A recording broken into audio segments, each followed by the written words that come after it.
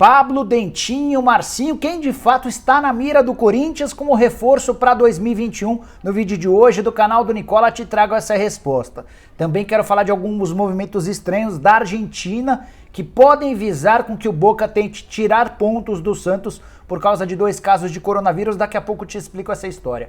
Também quero falar sobre a importância do Luan no time do São Paulo. Tem novidades sobre o Flamengo, que está negociando o Tuller e o Lincoln. Mas será que eles resolvem os problemas financeiros de fato do Flamengo? Para completar, por último, mas não menos importante, vou te falar tudo a respeito de como é que ficou a permanência do Benítez no Vasco até a metade do ano. E tem reforço brasileiro para Jorge Jesus.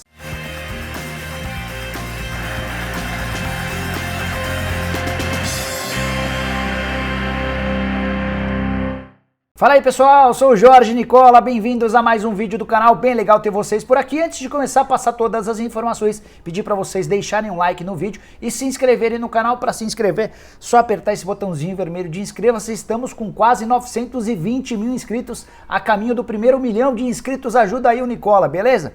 Bora começar o vídeo falando sobre o reforço brasileiro para Jorge Jesus. Não é muito conhecido do torcedor nacional, Rodrigo Pinho, que faz bastante sucesso em Portugal há muito tempo. Ele está há 4 temporadas com a camisa do Marítimo. Na atual temporada tem 12 gols em 14 jogos. O contrato dele com o Marítimo terminou, ou terminará, na metade do ano. Cheguei a conversar outro dia com ele sobre a possibilidade de o Jorge Correa, atacante argentino do time dele do Marítimo, vir jogar no Flamengo. E na oportunidade ele me contou que estava vivendo os últimos meses do contrato e estava em busca de um novo desafio, até que surgiu. Ele vai jogar no Benfica, já assinou um pré-contrato.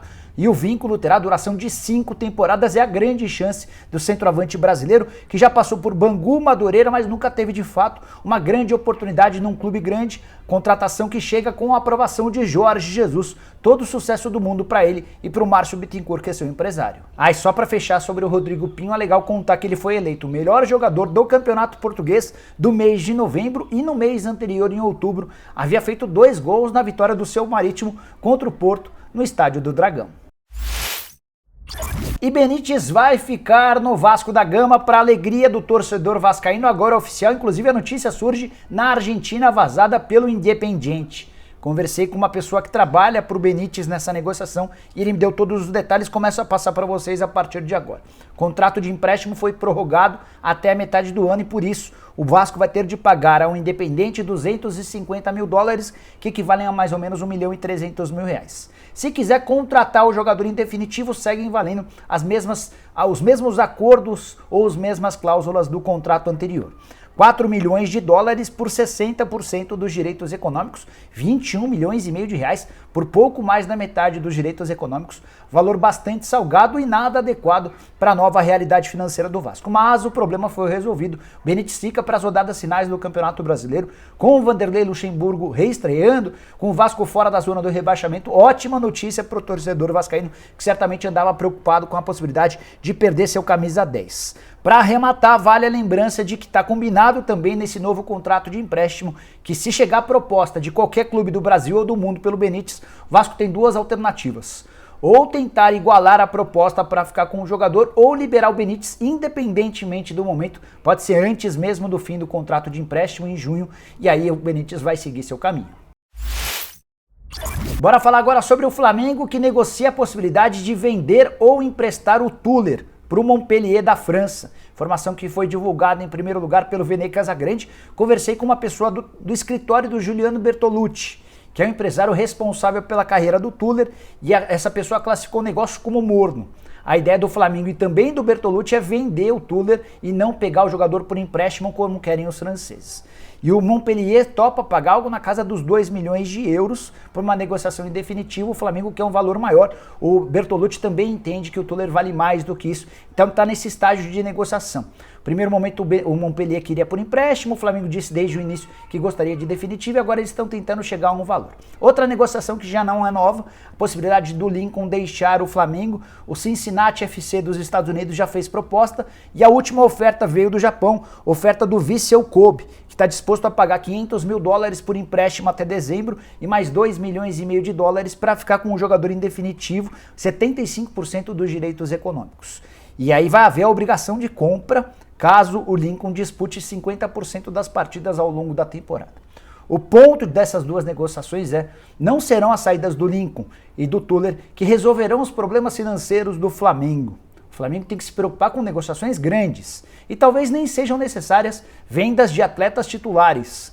Por exemplo, duas alternativas viáveis que resolveriam os problemas financeiros ou pelo menos parte dos problemas financeiros. Uma delas, a venda do Léo Pereira, zagueiro que foi contratado do Atlético Paranaense por 7 milhões de euros, um absurdo de valor por um zagueiro. Se o Flamengo conseguisse encontrar um clube para pagar cerca de 5, 6 milhões de euros, certamente já solucionaria vários dos problemas internos. Outro jogador que perdeu muito espaço recentemente, que poderia valer bem mais dinheiro do que o Lincoln e que o Tuller, o Michael. E aí cabe ao Flamengo buscar contatos de empresários influentes no mercado, como por exemplo o próprio Bertolucci, que é um cara bem próximo da atual diretoria do Flamengo. A necessidade maior não é de se desfazer de atletas revelados na base, que custam pouco. O salário do Tuller e do Lincoln somados não dá 200 mil reais por mês. O Flamengo tem que atacar frentes maiores, de atletas que custam caro, de que tem valor maior e que poderiam refrescar um pouquinho mais o cofre do clube. Quero falar agora sobre o São Paulo repercutindo números do SofaScore, números bem legais que falam ou tratam sobre a importância do volante Luan, que esteve ausente na derrota por 4-2 contra o Red Bull Bragantino, jogo disputado em Bragança Paulista, um passeio do time da casa. O São Paulo não jogou absolutamente nada e ficou mais uma vez mostrado ou provado o quanto o Luan faz falta. E o legal é que o SofaScore faz a comparação entre os jogos com e sem o Luan. Com o Luan foram 32 partidas, 21 vitórias e 73% de aproveitamento. Já sem o Luan, 23 jogos, só 6 vitórias e o aproveitamento de 73% cai para algo na casa de 38%. O time com o Luan marca mais gols, apesar de ser um volante protetor. São 2 gols em média por jogo contra 1,5 gols sem o volante. E o time também leva menos gols com a presença do Luan, 0,9 gols por partida com o volante em campo, 1,6 gol por partida sem o volante em campo. Para alegria do torcedor são paulino, Luan volta para a partida desse final de semana contra o Santos, jogo fundamental para as pretensões do São Paulo, até porque por causa da derrota para o Red Bull Bragantino, o São Paulo viu um monte de time se aproximar, o Internacional e o Grêmio que pareciam cartas fora do baralho, até o Palmeiras com 2 jogos a menos, se vencer esses 2 jogos a menos, na matemática volta para a briga, até por isso o São Paulo não pode mais perder pontos, precisa fazer os 3 pontos obrigatórios contra o Peixe no Morumbi. Bora te contar agora sobre bastidores envolvendo times argentinos, a Conmebol e a Libertadores da América. Isso não costuma terminar bem para times brasileiros. Nessa sexta-feira surgiu a notícia de que 2 atletas do Peixe testaram positivo para o Covid depois da partida contra o Boca Juniors. São eles o goleiro John e o Wagner Leonardo. Os testes foram feitos antes do jogo, foram feitos na quarta-feira. Bom, vamos explicar essa história do começo. Para viajarem para a Argentina, os atletas do Santos passaram no último sábado por testes e todo mundo que viajou testou negativo. Na quarta-feira, de olho na volta para o Brasil, antes do jogo contra o Boca, os atletas foram submetidos a uma nova bateria de exames. Só que os resultados desses testes na quarta só saíram na quinta-feira, ou seja, no dia seguinte ao jogo contra o Boca Juniors, 2 atletas, o goleiro John, que foi titular, e o Wagner Leonardo, que foi reserva, acabaram testando positivos, até por isso eles nem puderam voltar com o restante do elenco para Vila Belmiro, para Santos, para São Paulo, para o Brasil, vocês entenderam, né? Pois bem, a partir dessa notícia, os veículos de comunicação na Argentina e o Boca começaram a criar uma série de situações. O jornal Olé, por exemplo, afirmou que os jogadores do Santos só não voltaram para o vestiário no intervalo do jogo porque já sabiam que o John estava contaminado e não queriam ficar num ambiente fechado. Uma grande besteira. Se você entrar na Santos TV, nas imagens da preleção do jogo, o John abraça vários atletas. Se os santistas soubessem que o John havia testado positivo para um resultado que só sairia no dia seguinte, certamente haveria um cuidado nesse momento antes do jogo. Ou seja, há nesse momento por parte da imprensa argentina uma série de situações levianas. E eles especulam sobre a possibilidade de o Boca Juniors ir à Conmebol pedir os pontos da partida. Conversei até com um especialista em direito esportivo, ele disse que não tem o menor cabimento, porque não dá para você confirmar que o Santos colocou esses 2 atletas com a intenção, já sabendo que eles haviam testado positivo. Só para arrematar algumas coisas importantes. O Santos já passou por um surto de coronavírus bem grande recentemente. E com mais esses 2 casos já são 22 jogadores que testaram positivo.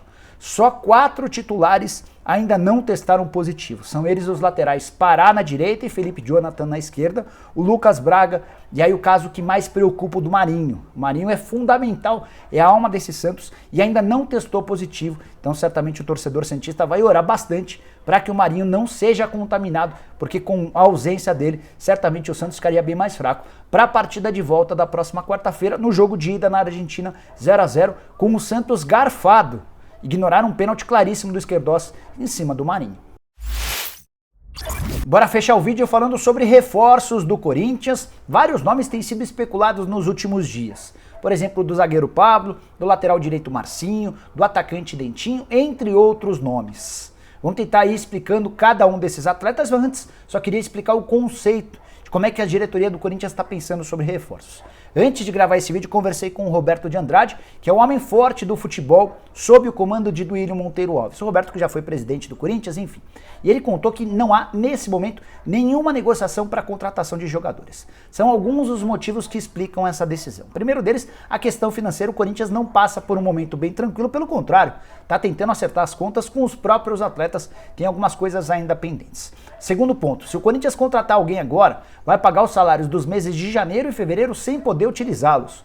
Os reforços só vão poder ser inscritos pro Campeonato Paulista, que começa no mês de março. Então até para isso, como é um campeonato de menor importância, o Corinthians só vai contratar se for uma baita ocasião de mercado. Aquela coisa do jogador que chega de graça, baratinho, topando começar a receber somente no mês de março. E nenhum desses 3 casos se emplaca ou está resumido a isso. Sobre o Marcinho, lateral direito, tinha contrato com o Botafogo até dezembro. Chegou a ser cogitado pelo Corinthians na metade do ano passado, não houve acordo. O que eu senti com o Roberto e com uma outra fonte minha no Corinthians é de que o Marcinho, com essa nova administração, não goza de muito prestígio. E o Marcinho se envolveu num acidente feio nos últimos dias do ano passado, com 2 vítimas fatais, está respondendo a processo, investigação, enfim. O Corinthians não gostaria de se envolver nessa questão nesse momento. Sobre o Dentinho, tem contrato com o Shakhtar Donetsk até a metade do ano, e eu ouvi de uma pessoa próxima ao Dentinho que o Shakhtar já ofereceu a prorrogação do contrato. Contratá-lo agora está completamente descartado. O Corinthians não tem capacidade e não quer gastar dinheiro pela antecipação do fim do contrato. O Shakhtar também não vai liberar o Dentinho antes. O Pablo é uma situação bem parecida, zagueiro que pertence ao Bordeaux. Conversei com ele outro dia por mensagem e ele assegurou que não tem proposta nem do Corinthians, nem do Flamengo, nem de nenhum outro clube brasileiro. Hoje os clubes que já o procuraram são o próprio Bordeaux e outros clubes europeus. O Pablo chegou a alertar que os clubes brasileiros, se o quiserem, estão perdendo time, porque precisaria procurá-lo por agora. Ele quer resolver essa questão sobre o futuro dele o mais rápido possível. E se o Corinthians ainda não o procurou, é porque não faz parte dos planos contratar o ex-zagueiro que foi campeão brasileiro em 2017. Bom, pessoal, eram todas essas as informações que eu queria dividir com vocês na noite dessa sexta-feira. Desejar para todo mundo um grande final de semana e pedir para vocês deixarem um like no vídeo se tiverem curtido e se inscreverem no canal, super simples, só apertar esse botãozinho vermelho de inscreva-se. Vocês também podem virar membros do canal do Nicola para passar a ter uma série de vantagens, como por exemplo estar no bolão do Nicola. Você gosta de participar de bolão? A gente criou um bolão só para membros, em que você palpita com os jogos do Campeonato Brasileiro, depois com os campeonatos estaduais, enfim. E quem mandar bem nos palpites vai ter a oportunidade de ganhar uma camisa do time oficial que escolher. Pode ser o time brasileiro, do time do exterior. Eu vou presentear o vencedor com essa camisa. Já acabamos o primeiro bolão, tem um segundo bolão e tem uma série de outras vantagens bem legais para quem é membro do canal. Para você participar é só pegar o link que está na descrição desse vídeo, você vai clicar lá, escolher uma das 5 categorias e começar a curtir as vantagens. Combinado? A gente se vê assim que surgirem mais notícias. Tchau, tchau!